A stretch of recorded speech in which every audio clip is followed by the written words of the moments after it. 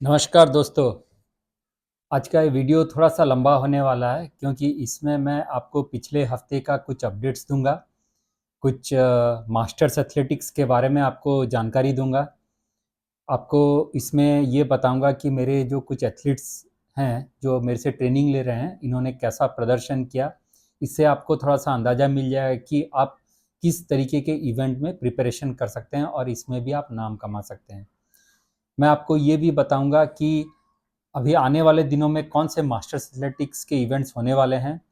इसके बाद मैं आपको थोड़ा सा बताऊंगा कौन कौन से अभी रजिस्ट्रेशन ओपन हुए हैं इवेंट्स के, जिसमें आप थोड़ा सोच सकते हैं रजिस्टर करने के लिए। इसमें आपको रजिस्टर करना भी चाहिए या नहीं करना चाहिए, ये इन्फॉर्मेशन आपको बताऊंगा। और लास्ट में मैं आपको TCS 10 किलोमीटर के बारे में कुछ अपडेट्स दूंगा, जो कि आपके लिए बहुत ही उपयोगी होगा जानने के लिए। तो चलिए इस वीडियो को अब चालू करते हैं। सबसे पहला बात है कि पिछला हफ्ता अप्रैल 11 से लेके अप्रैल 13 के बीच में खेलो इंडिया मास्टर्स एथलेटिक्स जो कि न्यू दिल्ली में ऑर्गेनाइज हुआ। ये कॉमनवेल्थ गेम स्टेडियम जो है इसमें ऑर्गेनाइज हुआ और ये बहुत ही अच्छी तरीके से ये ऑर्गेनाइज हुआ। इसका इन्फॉर्मेशन मैं पहले ही अपने अपने वीडियो में बता चुका हूँ कि ये एक बहुत अच्छा इवेंट है जिसमें कि आप पार्टिसिपेट कर सकते हैं। अगर आप शॉर्ट फॉर्म के रनर्स हैं, जैसे 100 metre, 200 metre, 400 metre, 800 metre, 1500 metre, 3000 metre और 5000 मीटर के अगर आप रनर हैं, तो इस इवेंट्स में अगर आप भाग लेंगे तो आपको एक मास्टर्स एथलेटिक्स में इंफॉर्मेशन मिलेगा। आप ये जान सकते हैं कि ट्रैक में रनिंग करना कैसा होता है। जनरली जो ये मास्टर्स एथलेटिक्स के गेम्स होते हैं दोस्तों, जो ट्रैक पे, ये जनरली थोड़ा देर से स्टार्ट होते हैं। ये कोई भी इवेंट 5 बजे, 5:30 बजे स्टार्ट नहीं होते। ये कम से कम 7, 7:30, 8 बजे तक स्टार्ट होते हैं। तो इसमें आपको एक बहुत अच्छा एक्सपीरियंस मिलेगा कि आपका टाइमिंग क्या आ रहा है। ट्रैक पे आपको कंपटीशन मिलेगा आप ही के एज ग्रुप के रनर्स के साथ दौड़ने के लिए। तो इस हिसाब से आपको थोड़ा सा इसमें टाइमिंग का भी समझ आएगा कि आप कहाँ पर स्टैंड करते हैं। तो इस इवेंट में मेरे 7 से 8 जो ट्रेनीज़ हैं, जो मेरे से ट्रेनिंग ले रहे हैं, ये धावक सब ट्रैवल करके देश के अलग अलग कोनों से, कोई उड़ीसा से, कोई मध्य प्रदेश, कोई राजस्थान, कोई पंजाब से, कोई महाराष्ट्र से वहाँ पर गए और इन्होंने एक बहुत अच्छा प्रदर्शन किया। मैं इसलिए ये जितने भी रनर्स हैं, राज जी जो कि मुंबई से हैं, इन्होंने 5000 मीटर में 5वां पोजीशन हासिल किए और 1500 मीटर में इनका चौथा पोजीशन रहा। डमरूधर चंदा जी जो कि उड़ीसा से हैं, इनका 3 गोल्ड मेडल मिला, 5000 मीटर, 3000 मीटर और 1500 मीटर। इनका एज अराउंड 53 है और ये 50 से 55 एज के बीच में आते हैं। आदित्य जी जो कि राजस्थान से हैं, इन्होंने 5000 मीटर में ब्रोंज हासिल किया, 800 मीटर में गोल्ड और 1500 मीटर में गोल्ड हासिल किया। बहादुर जी जो कि भोपाल मध्य प्रदेश से हैं, इन्होंने 800 मीटर में गोल्ड हासिल किया, 5000 मीटर में इनका चौथा पोजीशन था और 3000 मीटर में 505वां पोजीशन था। सुनील रजक जी 5000 मीटर में 5वां पोजीशन था, 1500 मीटर में चौथा पोजीशन था और 800 मीटर में इनको ब्रोंज मिला। काजल मंडल जी जो कि कोलकाता से हैं, 5000 मीटर में इनका चौथा पोजीशन था और 100 मीटर में इनका चौथा पोजीशन था। मोहनलाल जी जो कि पंजाब से हैं, ये 100 मीटर में 7वां पोजीशन था और 1500 मीटर में तीसरा पोजीशन था। और लास्ट में RS राठौर जी जो कि भोपाल से हैं, इनका 5000 मीटर में सिल्वर आया, 3000 मीटर में चौथा पोजीशन आया और 1500 मीटर में ब्रोंज आया। तो ये जितने भी एथलीट्स हैं, मैं इनको बहुत बहुत बधाई देता हूँ। ये जितने भी एथलीट्स हैं, ये सारे मेरे से कम 3 महीने, 4 महीने, 2 महीने का ट्रेनिंग लिए हैं और इनको एक बहुत अच्छा फास्ट रनिंग करने का, ट्रैक पे वर्कआउट करने का, किस तरीके का रनिंग करना है जिससे कि आपका टाइमिंग इम्प्रूवमेंट होगा, ये इन्होंने सीखा और यहाँ पर प्रदर्शन किया। मैं उम्मीद करता हूँ दोस्तों कि ये जितने भी एथलीट्स हैं, इनको बहुत अच्छा सीखने को मिला होगा, समझने को मिला होगा और नेक्स्ट टाइम ये और भी बेहतर प्रदर्शन करेंगे ये मास्टर्स एथलेटिक्स गेम्स में। दूसरा जो टॉपिक है वो मैं आपको बताना चाहूँगा कि मेरे से ट्रेनिंग ले रहे हैं मयूरेश शिंदे जी जो कि महाराष्ट्र सतारा से हैं और इन्होंने जब मेरे से जुड़े कम से कम 4 महीने पहले, तो पहले इन्होंने हाफ मैराथन का ट्रेनिंग स्टार्ट किए, फिर उसके बाद इन्होंने फुल मैराथन का किए, और अभी ये इन्होंने पिछले ही संडे ये खास अल्ट्रा जो कि सातारा में ऑर्गेनाइज हुआ, इसमें इन्होंने 65 किलोमीटर का डिस्टेंस दौड़ा और बहुत ही अच्छे समय में इनका प्रदर्शन रहा। ये 8 घंटा 18 मिनट में ये 65 किलोमीटर दौड़े, और जिसका पेस था 7:38 का पेस से इन्होंने ये रेस पूरी की। इनका सबसे अच्छा था कि इससे पहले इन्होंने जो टाटा अल्ट्रा था वहाँ पर भी दौड़े थे मेरे साथ, और इसके बाद हम दोनों ने गणपति फुले जो मैराथन है वहाँ पर भी एक साथ दौड़े थे 50 किलोमीटर, और इन्होंने अभी ये अपग्रेड किया अपने आप को और ये 60 किलोमीटर का प्रदर्शन किए। बहुत ही अच्छा इनका टाइमिंग रहा। ये अभी बहुत ही कॉन्फिडेंट हैं कि ये जो बॉर्डर में होने वाली 100 किलोमीटर का डिस्टेंस है दिसंबर में, इसमें ये रजिस्टर करेंगे और इसमें ये बहुत अच्छा प्रदर्शन करेंगे। तो इनका डिटेल्स मैंने आपको इसलिए शेयर किया दोस्तों कि अगर आप एक स्लो रनर हैं, अगर आपको स्लो रनिंग में बहुत मज़ा है, तो आप ये फास्ट रन टाइमिंग के चक्कर में मत पड़िए। आप आराम से दौड़िए, थोड़ा सा एंड्योरेंस बनाइए, थोड़ा सा हील वर्कआउट कीजिए, और आपको पता लगेगा कि आप एक बहुत अच्छा अल्ट्रा रनर भी हैं। तो अभी जैसे इन्होंने पहले 42 किलोमीटर दौड़ा, फिर 50 किलोमीटर दौड़े, फिर 56 किलोमीटर किए, और अभी 65 किलोमीटर किए। तो ये एक बहुत ही ग्रेजुअल प्रोग्रेस है डिस्टेंस का, इन्होंने अचीव किया, और ये बहुत ही कॉन्फिडेंट हैं कि अभी ये 100 किलोमीटर भी कर सकते हैं। तो इस तरीके के अगर आपको ट्रेनिंग की आवश्यकता है दोस्तों, प्लान का ज़रूरत है, गाइडेंस का ज़रूरत है, कोचिंग का ज़रूरत है, अगर आपको कोई पार्टनर चाहिए जो कि आपको अच्छे से गाइड करे और ये बताए कि आपको क्या करना है, क्या नहीं करना, तो आप मेरे से जुड़ें, मैं आपको बहुत ही अच्छी तरीके से गाइडेंस करूँगा। तीसरा जो टॉपिक है दोस्तों, मैं ये आने वाले दिनों में जो बड़े-बड़े मैराथन होने वाले हैं, इनके बारे में बता देता हूँ। अभी रजिस्ट्रेशन बेंगलुरु मैराथन का ओपन है, जो कि सितंबर मंथ में आयोजित होगा। हैदराबाद मैराथन का अभी रजिस्ट्रेशन चालू है दोस्तों, जो कि अगस्त के तीसरे वीक में ऑर्गेनाइज होगा। लेह लद्दाख मैराथन जो कि आपका सितंबर मंथ में होने वाली है, इसका भी रजिस्ट्रेशन अभी ओपन है दोस्तों।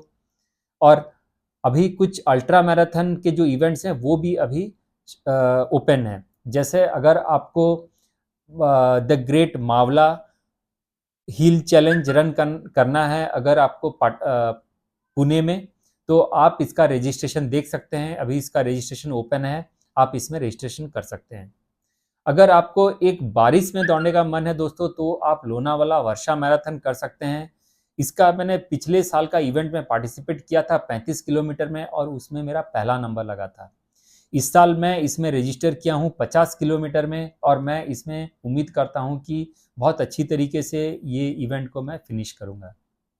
मैं अभी फ़िलहाल जो कोचिंग दे रहा हूँ वो Satara marathon, Hyderabad marathon, Bengaluru marathon, आपके जितने भी बड़े इवेंट्स हैं इन सब के लिए मैं अभी गाइडेंस दे रहा हूँ, ट्रेनिंग दे रहा हूँ। तो अगर आप मेरे से जुड़ना चाहते हैं तो ये मेरा व्हाट्सएप नंबर है, इसमें आप मुझे कॉन्टैक्ट कर सकते हैं। मैंने क्योंकि 2 अल्ट्रा मैराथन कर चुके हैं, तो मुझे बहुत अच्छी तरीके से पता है कि एक ट्रेनिंग प्लान कैसे फॉलो करना चाहिए, कौन-कौन से रन करने चाहिए, आपका एंड्योरेंस कैसे बढ़ाना चाहिए, कौन-कौन से चीज़ों के ऊपर आपको काम करना चाहिए, फोकस करना चाहिए, और कौन-कौन से चीज़ आपको अवॉइड इग्नोर करना चाहिए। अल्ट्रा मैराथन या कोई भी डिस्टेंस 42 किलोमीटर के जो ऊपर है दोस्तों, उसमें आपका हाइड्रेशन और जो ऑन रूट फ्यूलिंग वो बहुत ही ज़रूरी है।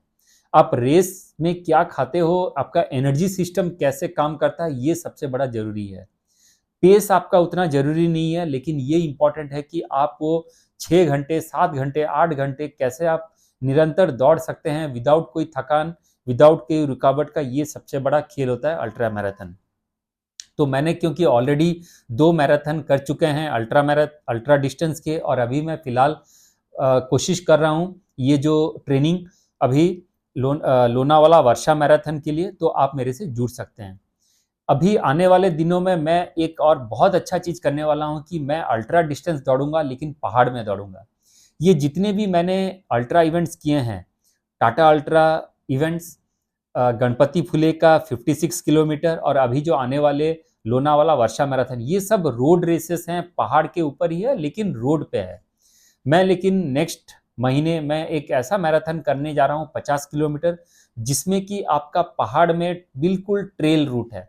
इसका मतलब ये है कि इसमें कोई रास्ता नहीं होगा, इसमें बिल्कुल ऊबड़ खाबड़ जमीन, पत्थर, घास, बादल, ये सब आपको दिखने को मिलेंगे। तो इसका भी मैं ट्रेनिंग कर रहा हूँ।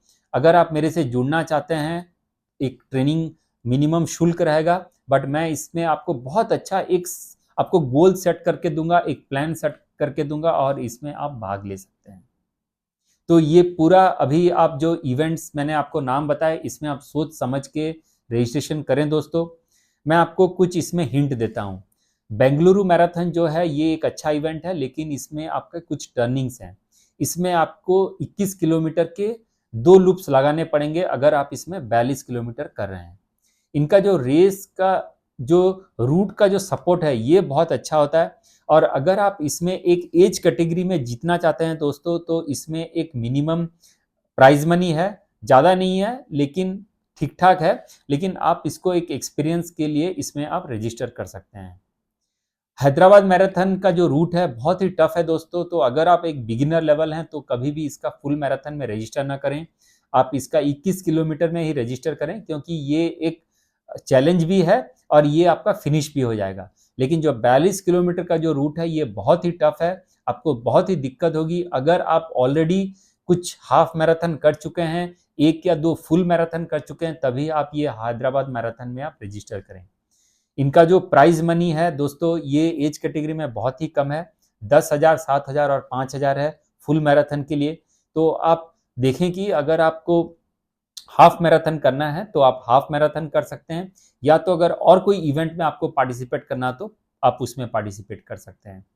ये अगर आप साउथ में रहते हैं और या तो हैदराबाद में रहते हैं, बेंगलुरु में रहते हैं, चेन्नई में रहते हैं, तो आपको ये नज़दीक पड़ेगा और इसमें आप पार्टिसिपेट कर सकते हैं। अगर आप नॉर्थ इंडिया में हैं तो आप इस इवेंट में पार्टिसिपेट ना करें, क्योंकि आपको ये दूर पड़ेगा, महंगा पड़ेगा। इस बार इनका रजिस्ट्रेशन कॉस्ट भी थोड़ा सा हाई है, तो इस हिसाब से आप कोशिश करें कि आपके दिल्ली, नोएडा, उत्तर प्रदेश, पंजाब, राजस्थान में जो सारे इवेंट्स हो रहे हैं उसी में पार्टिसिपेट करें और आपका अच्छा टाइम लाएं। तो ये कुछ इन्फॉर्मेशन है दोस्तों जो मैंने इवेंट्स के बारे में आपके साथ शेयर किया। नेक्स्ट अभी मैं आपको बताता हूँ जो मैंने इवेंट्स पिछले महीने जो पार्टिसिपेट किया था, जैसे भोपाल में हाफ मैराथन, एसबीआई ग्रीन का Patna marathon, SBI green Bhubaneswar marathon. इनका प्राइज मनी अभी ऑलमोस्ट 3 महीने हो चुके हैं दोस्तों, मुझे अभी तक नहीं आए हैं। आप देखेंगे तो ये जितने भी इवेंट्स हैं मैं दिसंबर, जनवरी, फरवरी मंथ में किया था, लेकिन अभी तक इनका प्राइज मनी नहीं आया। भोपाल मैराथन का मैंने 21 किलोमीटर किया, वहाँ मेरा तीसरा पोजीशन था, मुझे वहाँ से 10,000 रुपये आने थे। लेकिन इनके जो ऑर्गेनाइजर्स हैं, इनका जो फ़ोन नंबर है, ईमेल है, कुछ भी काम नहीं कर रहा। इनको जब मैं मेल करता हूँ तो इनका मेल बाउंस होता है। इनका एक फ़ोन नंबर भी इनका जो रजिस्ट्रेशन साइट पे मेंशन है, लेकिन यहाँ से भी इनका कोई जवाब नहीं आता। तो अभी मैं बहुत ही डिस्करेज हो गया हूँ, बहुत ही मुझे डिमोटिवेट फील हो रहा है कि मैं ये इवेंट में पार्टिसिपेट करके बहुत ही गलत डिसीजन किया। मैं आने वाले अगले सीजन में इस इवेंट्स में पार्टिसिपेट नहीं करूँगा। एसबीआई पटना मैराथन और एसबीआई भुवनेश्वर का भी जो मैराथन है, इन्होंने डिटेल ले चुके हैं, लेकिन इनका जो प्राइज मनी अभी तक नहीं आया। इसमें मैंने 15,000 रुपये जीते थे, लेकिन अभी इनका मुझे कोई भी मैसेज नहीं आया, एक्सेप्ट एक मैसेज आया था जिसमें कि मुझे अपना डिटेल्स भरना था। मैं इनको फ़ोन कर रहा हूँ, लेकिन जो फ़ोन उठाते हैं उनको भी पता नहीं है कि ये पैसे कब आने वाले हैं। तो इस हिसाब से आप अपना ज़रा एक्सपेक्टेशन आप मैनेज करें। आप देखें कि अगर आप एज कैटेगरी में जीत रहे हैं तो उसी हिसाब से एक एक्सपेक्टेशन सेट करें और ये समझें कि आपको पैसे थोड़े बाद आते हैं, ये इतने जल्दी पैसे आते नहीं हैं। तो इस हिसाब से आप अपने आप को मोटिवेट रखें और इवेंट्स में पार्टिसिपेट करें। नेक्स्ट मैं आपको बताना चाहूँगा कुछ क्वेरीज हैं, कुछ क्वेश्चंस हैं, जो भी रनर्स मेरे से अभी ट्रेनिंग ले रहे हैं इनके बारे में मैं आपको थोड़ा सा बता देता हूँ। मेरे से अभी जो भी ट्रेनिंग ले रहे हैं ये अभी 10 किलोमीटर का, 21 किलोमीटर का, 42 किलोमीटर का, अल्ट्रा मैराथन का ट्रेनिंग ले रहे हैं। इनका जो सबसे बड़ा सवाल है कि ये मौसम को लेके अभी है समर का टाइम है, तो इसमें इनको ट्रेनिंग करना चाहिए, किस टाइप का करना चाहिए। तो मैं आपको ये बता दूं दोस्तों कि अभी कोई भी बड़ा इवेंट आपका जुलाई अगस्त तक है नहीं, इसलिए आप ये जो टाइम है इसको यूटिलाइज करें अपना एंड्योरेंस के ऊपर काम करने के लिए। अगर आपका इवेंट अगर है, जैसे मेरे केस में टाटा टीसीएस का 10 किलोमीटर का इवेंट है, तो इसलिए मैं कुछ फास्ट रन करता हूं और अपना इंड्योरेंस पे काम करता हूं। लेकिन अगर आपका कोई भी इवेंट नहीं है तो सिर्फ आप कोशिश करें कि एंड्योरेंस पे काम करें, बहुत ही स्लो रनिंग करें, लंबा डिस्टेंस थोड़ा सा करें, हफ्ते में एक दिन आप कोशिश करें कि कुछ क्रॉस ट्रेनिंग करें, जैसे साइकिलिंग करें, स्विमिंग करें, जिसमें कि आपका एंड्योरेंस बिल्ड होगा। इससे न केवल आपका इंजुरी सही होंगे, बट आपका पैरों का एंटायर बॉडी का स्ट्रेंथनिंग होगा और आपको इंजुरी होने की भी बहुत ही कम चांसेस हैं, क्योंकि अगस्त के बाद तो आपको रनिंग ही करना है और आपको हर इवेंट्स में पार्टिसिपेट करना है। तो इसलिए ये जो टाइम है, ये जो मार्च, अप्रैल, मई, जून, जुलाई, ये टाइम को आप यूटिलाइज करें अपने बॉडी के ऊपर, अपने शरीर के ऊपर काम करने के लिए। आप कोशिश करें जो सब वर्कआउट्स आपने एक्चुअल पीक सीजन में न किया हो वही ट्रेनिंग आप अभी कर सकते हैं। आप अपने एजिलिटी के ऊपर, फ्लेक्सिबिलिटी के ऊपर, स्ट्रेंथ वर्कआउट के ऊपर, साइकिलिंग के ऊपर, स्विमिंग के ऊपर, इन चीज़ों के ऊपर काम करें और देखें कि आप इसमें बहुत ही अच्छा प्रदर्शन करेंगे जब ये इवेंट्स का रजिस्ट्रेशन चालू होगा। दूसरा क्वेश्चन ये है कि दोस्तों कि हमें बहुत सारी इंजुरी हो रहे हैं नीज में। बहुत सारे मैं रनर्स को देखता हूं कि जो मैक्सिमम उनका जो इंजुरी होता है ये पैर के नीचे हिस्सों में होते हैं। या तो शीन पेन होता है, या तो एंकल में पेन होता है, या तो एड़ी में पेन होता है, या तो नी में पेन होता है। इसका जो मुख्य रीजन है दोस्तों, 4-5 रीजन है। सबसे पहला है कि आप रोड रनिंग थोड़ा सा कम करें। आप कोशिश करें कि ग्राउंड पे रन करें, स्टेडियम का ट्रैक पे रन करें, या तो अपने जो गांव के जो मिट्टी का रास्ता है उसी पे रनिंग करें, क्योंकि उसमें आपका प्रेशर कम पड़ेगा, बॉडी के ऊपर इंपैक्ट कम आएगा और आपका रनिंग भी अच्छा रहेगा। स्पीड रन्स आप जितना हो सके इसी जो ट्रैक पे करें, या तो मड ट्रैक पे करें, या तो स्टेडियम के ट्रैक पे करें, सिंथेटिक ट्रैक पे करें, बट रोड पे आप ज़्यादा फास्ट रन्स ना करें, क्योंकि उससे आपके नी, एंकल, ये जितने भी जॉइंट्स हैं घुटने में, इसमें पेन आने के चांसेस हैं। दूसरा रीजन हो गया कि आप अपना जूता को थोड़ा देखें। अगर ये पुराना जूता है, अच्छा सा कुशन नहीं है, तो आपको उसमें इंजुरी आने के बहुत चांसेस हैं। तीसरा जो रीजन है ये कि आप देखें कि आप बराबर से स्ट्रेंथ ट्रेनिंग कर रहे हो, कम से कम हफ्ते में आप 2 दिन स्ट्रेंथ मिनिमम करें। इसका ड्यूरेशन लगभग 45 मिनट से 1 मिनट का होना चाहिए। आप ये कोशिश करें कि स्क्वाट्स और लंजेस ज़्यादा ना करें। अगर आप करते भी हैं तो उसमें सपोर्ट लेके करें, लेकिन आप अपना ओवरऑल बॉडी का जो स्ट्रेंथ है उसको बढ़ाने में आप काम करें। चौथा रीज़न हो गया कि आप रनिंग के पहले जो स्ट्रेचिंग वगैरह करते हैं, रनिंग थोड़ा सा करते हैं, वार्म अप वगैरह करते हैं, उसको आप अच्छे से करें। और रनिंग के बाद आप कूल डाउन भी बहुत अच्छी तरीके से करें। आप कोशिश करें कि जूता खोलें और ग्राउंड के ऊपर, मिट्टी के ऊपर या घास के ऊपर 5-10 मिनट वॉक करें, ताकि आपका बॉडी बिल्कुल रिलैक्स हो जाए, किसी तरीके का कोई इंजरी ना हो। तीसरा जो सवाल है ये है कि हमारा वेट हमारे रनिंग में क्या इम्पैक्ट डालता है? जी, आपका वेट अगर थोड़ा सा कम है तो आपको ब्रीदिंग बहुत अच्छा होगा। आपका वेट अगर कम है तो आपको रनिंग करने में बहुत ही सहायक होगा और आपको लगेगा कि आप बहुत हल्के तरीके से रनिंग करते हैं। लेकिन आप इस उम्मीद से ना करें कि अगर आपको रनिंग करना है तो आपको वेट घटाना है, क्योंकि वेट घटाने का ये मतलब नहीं है कि आपका जो ताकत है, जो शरीर का एनर्जी है, वो भी लॉस करें। आप एक रनर जो होता है उसके अंदर एनर्जी बहुत अच्छे होना चाहिए, लेकिन उसका शरीर भारी नहीं होना चाहिए। अब कोई भी एथलीट्स देखिए, केनिया के देखिए, जापान के एथलीट्स देखिए, कोई भी एथलीट्स देखिए, इनका शरीर पतला होता है लेकिन इनमें एनर्जी बहुत अच्छा होता है। तो इसलिए आप कोशिश करें, आप जो भी खाना खाएं, जो भी स्ट्रेंथ वर्कआउट करें, आपका बॉडी ज़्यादा भारी ना हो लेकिन आपके अंदर एनर्जी बहुत अच्छा हो, ताकि आप अच्छे से दौड़ सकते हैं। अब मैं लास्ट सेगमेंट पे आता हूँ, टीसीएस 10 किलोमीटर का कुछ आपको उसमें इंफॉर्मेशन दूंगा, वो आपके लिए बहुत ही सहायक होगा। मैं टीसीएस का ये तीसरा एडिशन कर चुका हूँ और ये मेरा चौथा एडिशन होने वाला है। ये एक प्रोकेम का सीरीज है और ये 10 किलोमीटर का रेस है, जो कि 27 अप्रैल अगले संडे को बेंगलुरु में होने वाली है। मैं उम्मीद करता हूँ कि दोस्तों जो भी ऑडियंस ऑलरेडी इस इवेंट में पार्टिसिपेट कर रहे हैं, वो अभी प्रिपेयर्ड होंगे आने के लिए। आपका रहने का व्यवस्था हो चुका होगा, आपका आने का व्यवस्था हो चुका होगा। तो मैं उम्मीद करता हूं कि आप ये सब सेटल करके आप बेंगलुरु पहुंचेंगे।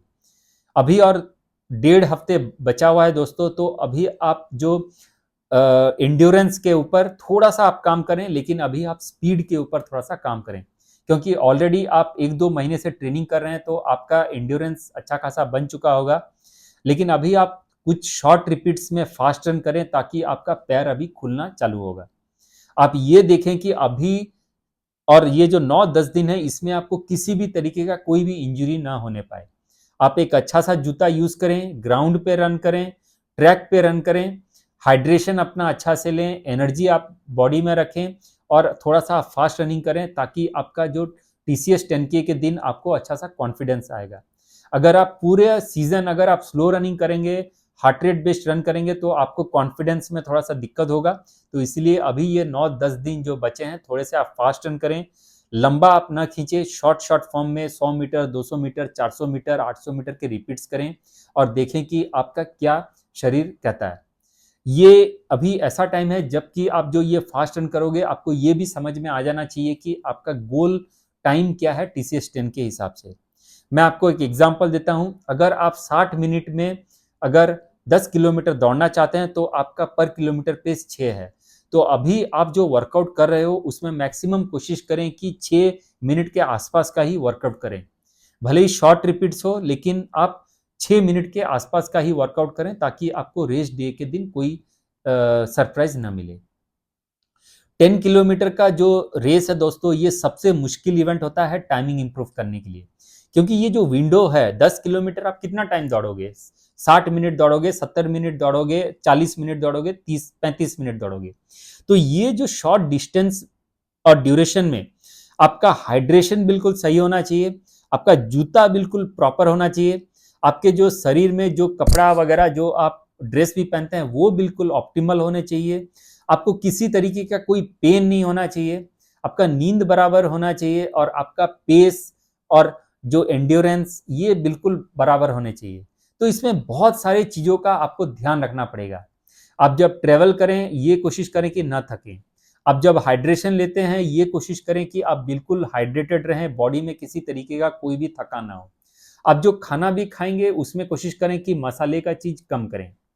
आप जब ब्रीदिंग भी लेते हैं, उसमें भी आप कोशिश करें रेस के दिन वो बिल्कुल ऑप्टिमल होने चाहिए। और अभी जो आप रेस में फास्ट रन कर रहे हैं, जिस तरीके का ब्रीदिंग पैटर्न आप यूज कर रहे हैं, वही सेम ब्रीदिंग पैटर्न आप TCS 10K में भी यूज करोगे।